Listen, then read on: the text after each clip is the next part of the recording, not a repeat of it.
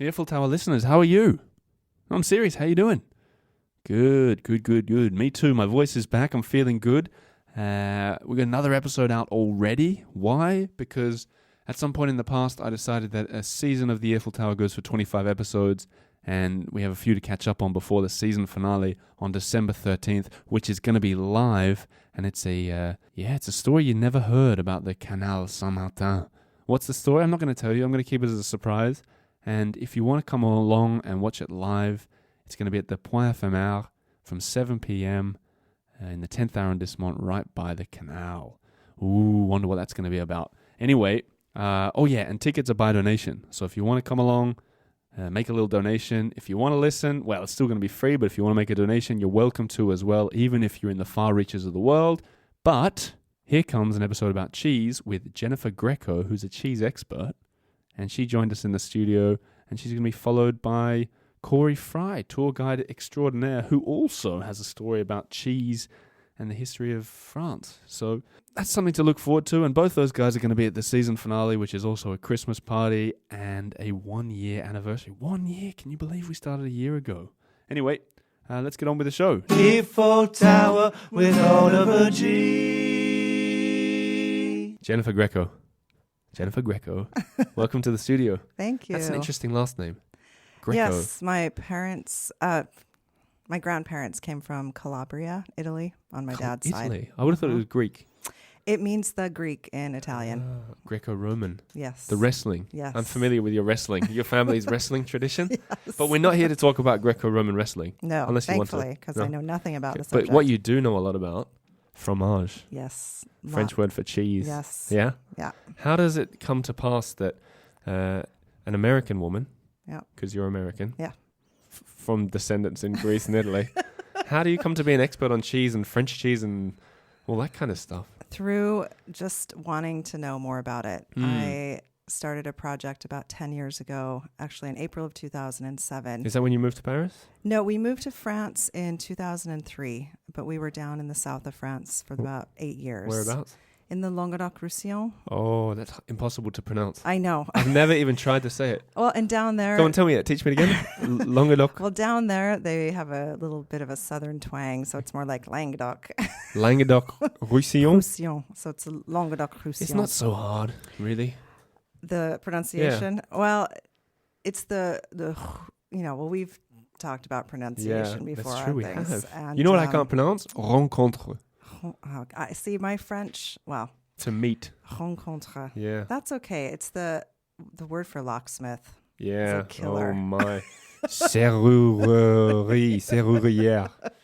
I've said that about 100 times because of this show, basically, but I couldn't pronounce it. Anyway, so you were living in, working as a serrurière, and you thought, I need to get into cheese. Yeah, I was actually at a covered market in one of the towns near where we lived, and I was standing in front of one of the few cheese counters in the market and realized that we'd already been there for a few years, and out of the few dozen that they had, I could only recognize maybe 10 of them. And I thought, well, I live in the land of great cheese. Maybe I should just start teaching myself about cheese. So I did start this project. I've had a blog for about 12 years. Chez Lulu. Chez Lulu. Mm-hmm. And L-O-U. L-O-U. L-O-U. Yes. That's kind of an inside joke with my husband and I when we first moved. Now it's going to be an inside joke with the whole world. Everyone. Yeah. We came up with French names for ourselves. Oh, so yeah. He became Bruno. Is he American? Yeah, he's from New York City. Where are you from? Washington State. So the opposite ends of the country. Yes, not Washington, D.C. No, Washington State. So I lived in Seattle for many years, but that gives you a reference. Sure. So he was Bruno, and I became Lulu. I don't know why. I thought of you the other day, joke. you know? Oh, why? Because there's a restaurant or a hotel or something in the 11th that's called Chez Lulu. I almost took a picture. Yeah, you know what? I was going to send you a picture, but I thought people would have done it before, so I didn't. Never been there. No. Yeah. But firstly, before we even get into, you got to finish your story. Oh well, so I was standing in front of this cheese counter and thought, okay, that's it. I'm going to start this project. So I, via the blog, started tasting every week. Turned Tuesday and kind of French cheese Tuesdays, and it just kept going on, and eventually I got a little frustrated with the project because a lot of the cheeses, as I've discovered, are produced by small farmers, small producers, and they don't leave the regions where they're made. So you have to physically trek out to them to find them. So Cheese hunting. Yeah, exactly. I go into the cheese shops here, and there's a few that I can find some new ones, but honestly, I've had like everything that's So there. you must have quite the is it called a palate when it comes to tasting cheese? I guess you kind of learn, just like wine, talking about wine, learning about wine, getting to know the different flavor profiles and things. So I've got so much to ask you, and we've got so Okay. much to go through. And the plan was that we'll talk through some mistakes that people Right. make when they're talking cheese. But first, I want to issue a public apology for inviting you to the studio and getting the times wrong. This is an authentic show. We tell the truth here. I did mess up, and that's just an official heartfelt apology. oh, no big deal. My fault. Thank you, but Yeah. no big deal. It was right before I was leaving on vacation, so we had to push it back a little bit. Yeah, but it's really nice to have you in the studio now, and it's great that I showed up, isn't it? Yes, it's Yeah. really good, especially getting all the way up here. 7th floor, no elevator. So let's talk about cheese. Let's get straight into a mistake. Okay. What's something that you're eating French cheese. What's Okay. something that people often do wrong? One big thing is, and I've had this happen to me in restaurants. You have this wonderful meal, cheese course comes out, cheese cart, and they've taken it straight out of the refrigerator. So all the cheese is ice cold, and you really want to get your cheese out at room temperature before Okay. you eat it, because you will lose so much of the flavor. How long does it take to get a fridged cheese down to room temperature? Really, Or like up an to room temperature? hour. An hour. Yeah, unless it's a really hot day, in which Yeah. case. What does that have? Has that happened to you in restaurants? And Oh yeah. Oh yes. Do you send it back? This does Well, not pass the depends Chez Lulu on- standard. One time it happened, but I was with friends and I didn't want to make a fuss. No. But if it had just been my husband and I may have said something. Really? Hmm. In French?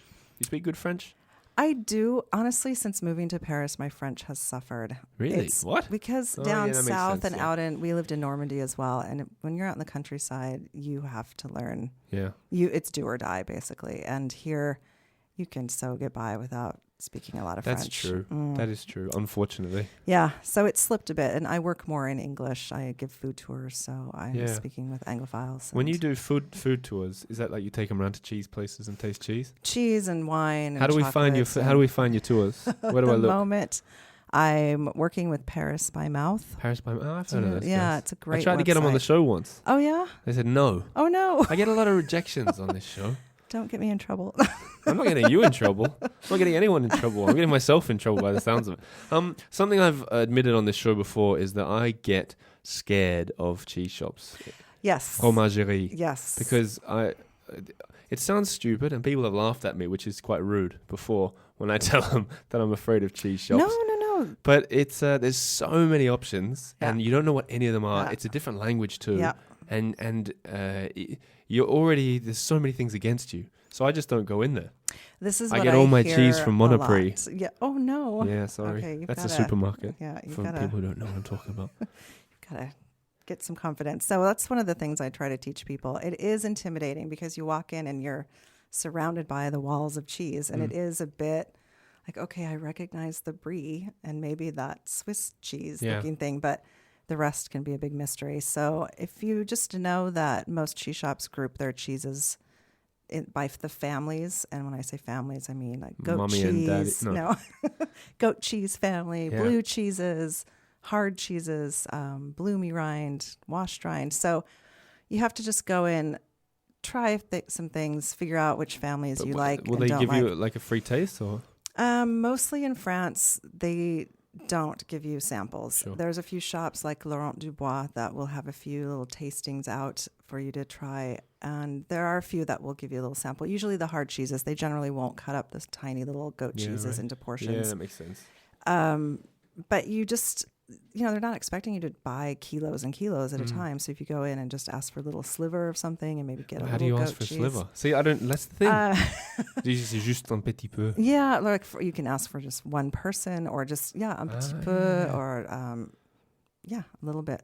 You know, once I did go in and they were Tranche. really tranche. Yeah. Right. I went in, they were really nice, and he goes, "How much?" And he was using his fingers to Yeah. do like a centimeter. Mhm. Yeah, Yeah. but it is intimidating. It totally is, yeah. Yeah, It really is. You have to just it's like, kind it's of like keep buying trying. wine as well. Oh my God, yeah. Yeah. I feel much more intimidated buying wine than buying cheese now. Okay, time for another mistake. Okay. What else have you got? Another mistake is cutting the nose off of the Brie. What is the nose of Brie? So a slice of brie looks like a wedge of pie. Yep. And one thing you don't want to do is go in and take off the very tip of it, the very point. Yeah, sure. Because basically they think you're taking the heart of the cheese, the best part Who's of it. they? The French? Yes. Really? Yes, absolutely. So what are you meant to do? Just leave it there? Hang on. Really. So how do you cut it from the edges? You're supposed to do long, I've always just bitten it up thin- like a pizza and you just bite the nose off. I'm sure they would love. Oh my God. That's why I've got no French friends. Right. Now, I have a friend who was yelled at a dinner party for doing just that. She had just arrived No and way. didn't know. Mm-hmm. What did she do? She was really mortified and embarrassed and She- has never she made the bit- mistake did she again. bite it? No, not picked it up Oh like my a pizza. God, She cut the okay. nose off. She got in trouble for cutting the nose off. Yeah, she did. So they tell you to do long, thin Sure. wedges all Yeah. the way up. So everyone gets a bit of the croûte, which is like the rind, Yeah. and they call the inside the pâte. But Yeah. So you want to get the good ratio of both. And if you take off the tip, someone will be left with a chunk of the rind. sounds like a minefield. It can be, but that's like the most tricky one. The rest, if it's a little disc, you cut it like a pie or a cake, little wedges. Even the little pyramid ones, cut those around like you would a pie or a cake. So it's really not that technical. What about I le vache do- qui rit? The vache qui rit, you just kind of eat that. Just eat it. Okay. I do have a great book. I brought a couple books. One of them, it's French, but it's a French like geography of cheese. Yeah. And on the back has this great little French guide to cutting the cheeses. Oh, wow. Yeah. What do you mean? You brought it with you here? Mhm, Let's I have a brought- look. Okay, hold But, on. me and you can enjoy it, but the readers will have no idea what's going on. Jennifer's just going through her tote bag. So Oh, it's look the at that. Atlas des fromages de France. May I have a look? Yeah, and then just on the back there is the little guide. Oh, wow. I love Oh, yeah, look maps. at that. So, That's cool. I'll take a picture and put that on the site. and then this is one of my favorite cheese books in English. But this is Mastering cheese. quite technical, more scientific. It's Wow. almost like a textbook, and Okay. you do learn a lot Well, we've about. got a bit of reading material Yeah. here. Okay. So you're really like cheese obsessed. A little bit, yeah. What do you think of Lost in Cheeseland? Do you know that? The blog? Oh yeah, of course. I've It's not known much about Lindsay. cheese though, is it? No. She just was referring to. You land know of all the cheese. guests I've ever had on this show. Not Is that because everyone. you've lived in Paris for 10 years? Well, You I've know been in- David Leby? Yeah. You know Forrest Collins? Yeah. Because of the blog, I've met numerous people. And back then, before Twitter and Instagram and Facebook, there was quite a great expat blogging community. Yeah. And even though we were living down south, every time I got up to Paris, I would set up dates, meet people, and have done different things in different parts of France, going Right. to, like I mentioned, Camp Cassoulet. Yeah. And so, yeah, I've known Lindsay for a while. You mentioned to me. No one else knows what you're talking about. Oh, well, That's where you met David on Leibovitz. his blog, my Yeah. blog. Oh, okay. Yeah. Yeah. So, and Forrest and I met, I don't know, a few years ago. And now Yeah. we live just down the street from each Ah, other. So we cool. see each other. Yeah. She was in here recommending the best bars in every yeah, arrondissement. I know. It's good to have her as a friend. You're because lucky I I know didn't- nothing you're about lucky- bars. You're lucky I didn't ask you to give me the best fromagerie in every arrondissement on the Oh, spot. not ever. Oh, no, I couldn't do that. I do have my favorites, of course. Yeah. And I find some are a bit more, some are easier to feel comfortable in than others. Some can be quite almost snobby in a way and not super friendly. I feel like the Laurent Dubois, he has 3 shops in town. One is at Maubert Mutualité, one is at Saint Paul, and the other is out in the 15th. That was his first one. Sure. I feel like their staff, they all pretty much speak English and are quite proud of what they do. They're quite welcoming. They want to have you go away with something that you're wanting to try. Like they're not just there to make money off of you. What do they say when you walk in? Well, I know a few of the people at a couple of the shops. Yeah. And we You just got a reputation chat. as a Oh, cheese I expert? don't think so. No? I don't know. It depends who you're talking to. Depends on which day of the week it is. Not Monday because they're not open. Exactly. Why Well, there's you a said that couple to me? cheese shops. Androuet in the 7th. Can't remember what street it's on. They open at 4 p.m. And then Anne-Marie Quentin in the 7th as well opens at 2 p.m. But Monday's a tough day for cheese. Jennifer, Yes. I need another mistake. What did you say? No, I need another mistake. Oh, you for need the, another mistake. I didn't thought you make said a I mistake. made I probably did. I probably did. Okay, another mistake. Is You're looking at your phone, and I know, scripts 'cause are I usually made better. some No, but I did notes, I'm ask you. sorry. I did ask you to come with the script. don't pre-slice the cheese. If you're serving a cheese platter, Guys, do not pre-slice the cheese. And if you're in the studio and your phone beeps, turn it off. turn it on. No, but Mute don't it. pre-slice the cheese. Everyone, don't You've been told. pre-slice the cheese. It's because Why it not? loses its moisture. So what I do if I have a cheese platter for people that I know don't really know much about cheese is I'll cut one piece to give them a guide of how you should continue. Because you don't cutting that have this book there for exactly. them to see. I could put out a little piece That's of a paper. good idea. It's like a sort of just to show them a guide to Yeah. how to continue. yeah. So that's a good tip. What other? Well, in France, in America, people serve cheese as an appetizer. Here, they don't really do that. It's a separate course. So it comes after the main course and before dessert. So that could be another mistake. Yeah, just be aware if you're having French people over. I mean, of course, they're not going to get upset with you because never you're know. not French. But that's Yeah. just one thing that they don't often do here is serve cheese as an appetizer. Okay. Have you ever done that? I don't have the friends to invite around to serve cheese. You have no to. friends? No. Oh, I'm sorry. Just the guests of this show and the listeners. So I'm going to have to work on that. Yeah, I know. No, once I tell you what, once I did have friends over and I went to get cheese because I thought I'd put on a bit of a show because they were from abroad and French. And I went into a fromagerie and got so nervous that there was a little plastic sort of, you know how cherry tomatoes come in a little punnet? It was like a punnet of cubed cheese of different colors, like green and yellow and red. And I brought it back thinking, look at this little punnet of cheese. And everyone said, that looks like fruit salad, you drongo, which is an Australian I was going to say, insult. I don't know what that means. Well, they were Australian. And they said, what are you doing getting this cheese? And the French people were like, oh, come on, Oliver, next time we'll get the cheese. And that was the last time I went into a cheese shop. Oh, no. Yeah. How long ago, may I About ask? 2.5 years. Oh, come on. Yeah, now Monoprix. You always know what you're going to get at Monoprix. It's not that bad, is it? No, well, Monoprix actually sells, I don't know if do you go to one that has an actual fromage? No, just the dairy Just aisle. picking, Yeah. okay. Is that, would you ever eat that stuff? Oh, yeah. I It's mean, not that bad. It depends Yeah. on who's making it and Sure. things. So, yeah. Monoprix, for anyone who doesn't know, is the supermarket chain. Yeah. I could have easily said any of the others. We're not sponsored by them here. No. No. They do have a few that have like a little fromagerie inside, and they are run. The cheese all comes from Marie Anne Quentin.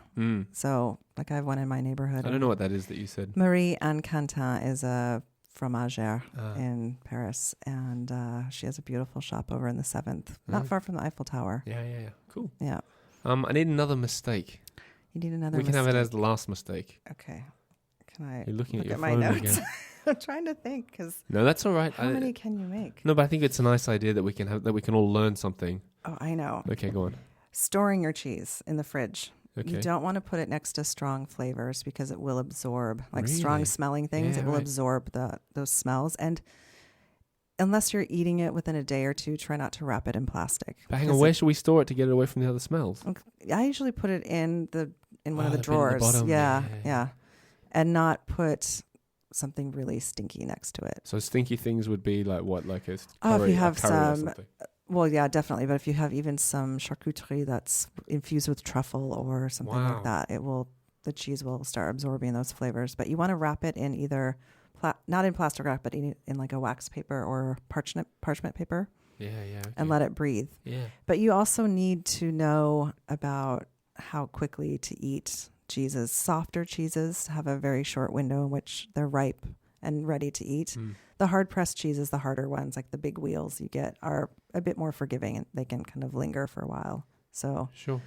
there's a few. When you said how things. quickly to eat it, I thought you meant like whether to wolf it on down. But no, you meant how quickly to eat it after getting it out of the fridge. Yes. Oh, no. I meant how quickly you eat it from when you purchase it Yes. and take it home. Like you can't buy a No, that's Brie. what I meant because I buy mine from the fridge section of the supermarket. Okay. That brings us to quickfire round. Oh. Because every episode I do a quickfire round. Okay. And I'm going to put you on the spot with semi-cheese related questions, All right. semi-questions about Paris, because we haven't talked much about Paris. Okay. But hey, this podcast isn't just about Paris anyway. Right. France as well. We maybe even have listeners in Languedoc-Roussillon. You never know. You never know. But quickfire round, Okay. and you have to answer straight away. That's the rule, right? Okay. If you had to describe Paris as a type of cheese, what would it be? My first thought was blue, like a Roquefort, Ah, why? because it's Smells. no. Sometimes, yes, because it's strong and complex and in your face. Yeah, that's a good one. That's good. Okay. Okay, second question. I'm in the fromagerie in Paris, Mm-hmm. and I'm just here for. I know I'm only going to buy one cheese, and I'm only in Paris for the weekend. Okay. I only got enough money for one tranche of Okay. cheese. What should I have as a good introduction? I really love the sheep milk cheeses from the Pyrenees, from the Basque region. Sheep milk. Sheep milk Yeah, okay. from the Basque What's region. that called in what would I order So in French? sheep is brebis, Brebis, and the Pyrenees, there's many of them. Sure. So a Basque cheese. So you could walk in and just say, "I want a brebis cheese from the Pyrenees Yep. area, please," Mm-hmm. and you just get it. That would be a whole thing, or you get a slice. No, it of would be a slice. They're sold by the kilo, so okay. they're a medium-sized drum. I don't know how much definitely they going to try weigh. that. That sounds good. But they'll there's a really quite well-known one called Osso Irati, and around Osso Irati there's several others, but they're just those are cheeses I go for when I'm having people over that if I don't know what their preferences are, if they can't really handle the smelly ones or the oozing ones, they're quite friendly. They're quite easy to eat. What would you serve David Leibovitz if he came round? What? Seriously? I would probably serve. Well, I know he knows his cheese, and Yeah. he's done some great traveling around and going to the producers and going to the different regions. So, I would probably try to find something obscure, maybe from the south that I know that maybe he has never had before. Yeah, right. I'm just planning in case David ever comes over for a coffee or a cheese or something. What about Forrest? I know Forrest listens to the show, so she'll be listening. We David have doesn't. shop for cheese together before, so she's still learning about cheese a bit. So I'm really excited to introduce her to new ones that Cool. she's never had. But what would you give her? You have to come up with one. This is the quick fire round. One single cheese. Yeah. I think she could handle something in the wash drying because I know she likes more bitter flavors. Yeah. So something kind of I think Forrest would strong like and that. bitter. Yeah, and she'd Yeah. sort out the cocktails. Yeah, exactly. Okay, back to the quick fire round. We're going to talk Okay. about Paris a little bit. Okay. What's your favorite thing in Paris that you're not going to find in the tour books? Doesn't have to be about cheese. My favorite thing Yeah. about Paris, well, it will be in the tour books. I love just walking. But the question was, what's not in the tour books? I know, but Okay, I think walking. everything is. It feels like that's almost pretty true. everything is. Where would you walk? I just love walking the city. I also really love, and I don't live near it anymore, but is it La Voie Verte, La Coulée Verte, the Oh, down raised in the park down in the 12th. 12th. Yeah, that's That cool. is just lovely. Yeah, And isn't that you nice? get A lot of such people don't know nice- about that. No, it's quite off the radar, but Yeah. you get such a really nice perspective of the city because you're up a bit. And It's not quite like the it's New quite York tranquil. I've never been to the New York one. one. It's sort of, there's not really a view off it, the one in Paris. No, But but you're more in the gardeny sort of, it feels nice, doesn't it? yeah, it feels like you're a bit removed, even though you know you're right there Mm. because there's apartment buildings all over. But it's a really nice environment. Sorry, go on. Well, I was going to say there is this balloon. So I can't remember which park it in. Down near the It's- Eiffel Tower, Yeah, Citroën or something yes, like and that. I've heard about that. the Parc Citroën, and Yeah. I see it from my balcony Uh-huh. every day. And But you've never been I've there? never been, so Ah. that's one of the things that I think no one really knows about. And it's tethered, so it goes up. You get a great view of the city. Yeah. I was supposed to go this autumn, but they won't run it if there's heavy winds and Yeah. rain and things. So it was Huh? a bad day. Is it true that, have you heard Charles de Gaulle once said something like, how could I run a country that has 276 types of cheese? Right. Is that true? That he said it and that there's that many cheeses? I believe he has said it, but there's way more than that many. How many are there? Well, the current website, like the French Dairy Council, the website The says FDC, yeah. I don't know. FTC.com. Yeah. Right. Says that I'm there's subscribed. between 1,100 and 1,400 cheeses. Wow, that's crazy. Yeah. But it's hard because you have a style like the Brebis I was talking Yeah. about. There's dozens and dozens yeah, of like farmers subcategories making of that it. Sure, cheese. sure, It's a I very see. simple sheep milk cheese. But are those sheep eating the same thing? Is the farmer doing anything different when they make the cheese? So that's why there's It's these like huge wine, numbers. isn't it? It could be next door, but it'll be a bit Right, different. Yeah. right. Okay, last question. It's one of my favorite questions to ask people. Okay.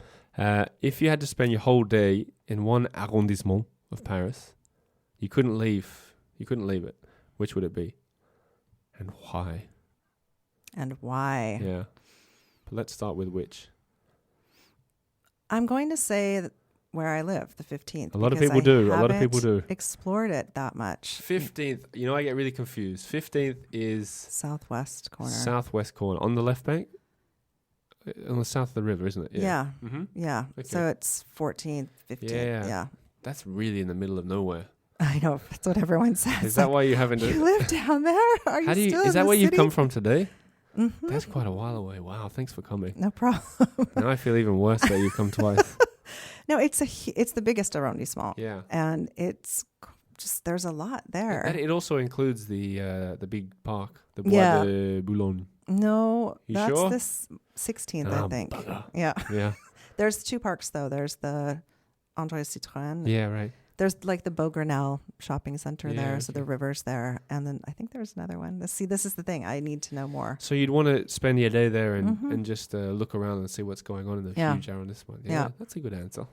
I mean, you can't really go wrong. You can almost spend a lifetime in such a big arrondissement. I know. Yeah. Well, and there's a little pockets. Like the Rue de Commerce is a whole little village. Mm. There's part on the river. There's the park with the little not the Eiffel Tower, the replica of the Statue of Liberty. Ah, yeah. Yep. So I don't know if that's considered in the 15th, but it is Sure. like right there. The mysteries of the 15th Mm. could warrant an episode one day. Anyway, that was the quick fire round. We've been talking for 25 minutes already, and I think that is gonna. and Be enough. I think 25 is what we usually do. So I'm going Wow. to thank you for coming into the studio. Thank you. You said Uh, it would go fast, and it I- feels like it was it 3 al- minutes. Really? It always does, doesn't it? I'm Yeah. always surprised. But where can we find you?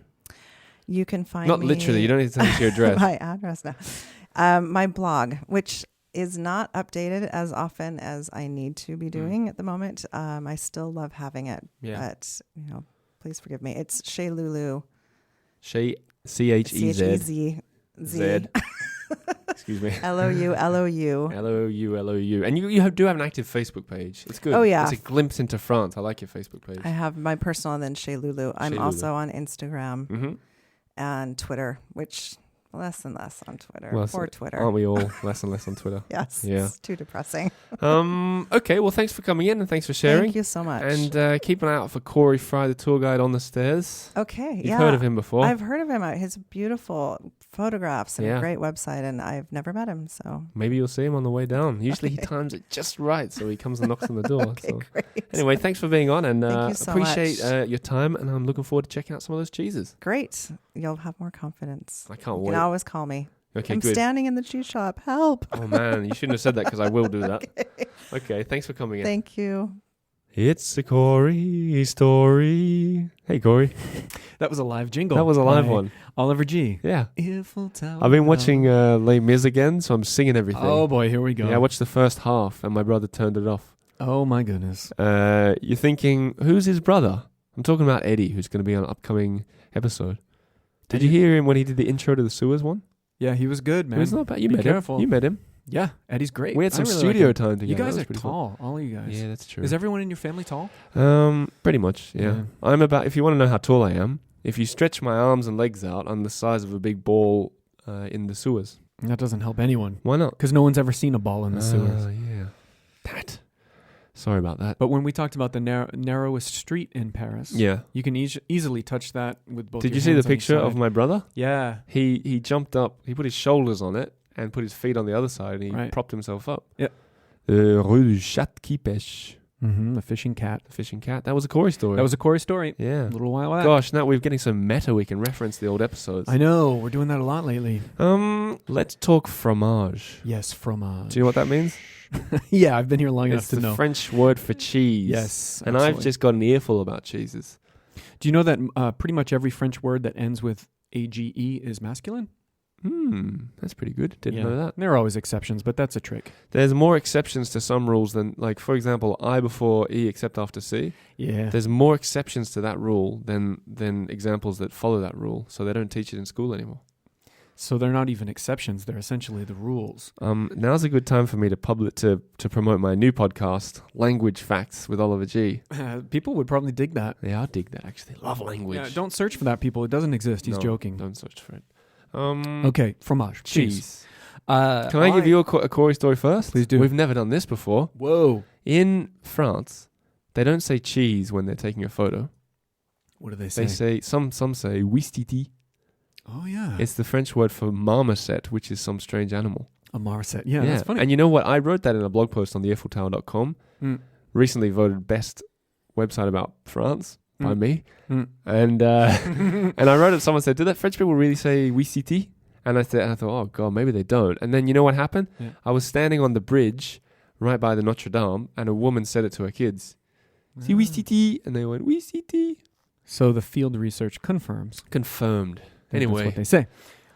let's do a Let's do cheese. Corey story. I want to talk about, how do you find an interesting sort of historical story about cheese? Well, they exist. I know you've definitely heard about the idea of there's so many cheeses in Paris. You can eat a different one in France. You can eat a different one every day of the year without repeating yourself. And I want to talk about one cheese in particular because of the shape of the cheese. There's something called Neufchâtel. And Neufchâtel is a type of cheese that comes from Normandy to the north. It's a kind of camembert, right? So it's very soft and sort of flowery and a little bit pungent. It is in the shape of a heart, most commonly. And there's a reason it's in the shape of a heart. It wasn't invented for Valentine's Day or anything like that. But there was something called the 100 Years' War, which was when How long did it go for? a little over 100 years, actually. Always worth asking the stupid questions. Absolutely. Starting in the 1330s, went on for a little over 100 years. And it was basically the French and the English sort of battling it out and invading territories and things like that. Well, in Normandy, of course, they were one of the first parts of France to get invaded by the occupying English, right? They came across the English Channel, and they're doing their thing and occupying and, taking their territory in Normandy. But the French women, like the dairymaids and the farm girls and all of these, they started to fall in love with their occupiers. So the French women falling in love with the English invading army. Yeah, that happens. Yeah. So what they did was they would make cheese all the time, and they would give it, the French women would make a gift and give this cheese to one of the English occupiers, kind of their boyfriend. The enemy. The enemy. Can you imagine that? Wow. That happened, though. What do the Frenchmen think about it? They probably weren't too keen on it. No, they're probably thinking like, "What? I got to go find me an English lady now." By the way, happened during the Nazi occupation too. There were all sorts of relationships there that happened. What does that tell you? Yeah, you know how many kids were born out of the Franco-German relationships during the Nazi occupation? Loads. 200,000. Really? Yeah. Wow. Pretty substantial. You fell in love with a French woman. I did. Did she make you cheese? Yes, there's something called raclette, which you may know about. It's just melted cheese over potatoes. First she melted your cheese and she melted your heart, Corey. Exactly, yeah. Yeah. Not necessarily in that order, but yep. Yeah, that makes sense. So, but in the 100 Years' War, it was in that order. They melted the cheese and then the hearts into hearts. Pretty much. So you fall in love with the occupying English, and you're making, as a woman, cheese, and you're giving it as a gift so he can sustain himself on the battlefield, which is weird because you're helping him. Yeah, that's weird. You're helping him defeat your own country. Yeah. It's a bizarre dynamic. When you're in love makes you do strange things. It sure does. Yeah. Look at you. You moved to Bloomin', France. Look at me. I come into the studio all the time to do this show. That's love. For love. For who? That's true love. For whom? And I will do anything for love. Meatloaf. Meatloaf. Oh, I like meatloaf. Yeah. Good for driving too. Much like this podcast, I've heard. What's good for driving? Meatloaf. The singer, not the food. Oh, yeah. Either one, really. Because the songs are really long. And, frankly, if you're invaded by the English, you can offer them meatloaf as well. It doesn't have to be cheese. No, it's true. As long as it's in the shape of a heart. Yeah. So you can still find, to get back to this story, you can still buy this cheese in the shape of a heart. It dates back all the way back to the 1300s, where they were fashioning it as a symbol of their love, all these ladies. What was it called? Château-le-Neuf. Château-le-Neuf. It's called Neufchâtel. Neufchâtel. Okay. So look for that if you're in a boutique of cheese. Well, it's a shame you came in after Jennifer, because I could have talked to her about it as well. Yeah. I should do the Corey story before. That wouldn't make any sense. I'll do it anytime you like. Yeah. Anyway, check out that cheese, and if you try it, if you find it, take a photo, send it to us. Corey, are you excited about the season finale? I'm so excited. We've recorded your bit already. Can I tell people? No. No, listen. Okay. The little bit that you allowed me to say. Tell me more. It's going to be a monstrous episode. Yeah. Yeah, that you can say that. That's all I'm allowed to say. Monstrous. I can also say this. Now I'm giving little tidbits away every episode. Teasers. I started doing the season finale almost as a joke about another thing. And then it was one interview with one older lady that changed everything. It's true. That's how it went. And then when she said what she said, which I later found out is illegal, what she did. And you have told me what she said. Yeah. And it's pretty serious. And then it made the whole episode about, wow, what fun. Wow. to make, honestly. So follow Ollie on that adventure. Yeah, coming and up soon. if you're in America, you can still listen in, or Australia, or Fiji. But if you're in Paris, I expect you to be there on December 13th in Point éphémère. Yes, live event. Tickets, get in contact. Anyway, Corey, thanks for that. Also, we've got Eddie G coming up, my brother. Yep. That's going to be a good episode. Yeah, that's a fun story. Yeah, and you've got a good one coming up for that story-wise, don't you? Yeah. Detective related. Private eye related. Oh la la. Okay, well, thanks for another epic story, Corey. Thank you. And I'll be keeping my eyes out for that cheese. Absolutely. Earful Tower with Oliver G.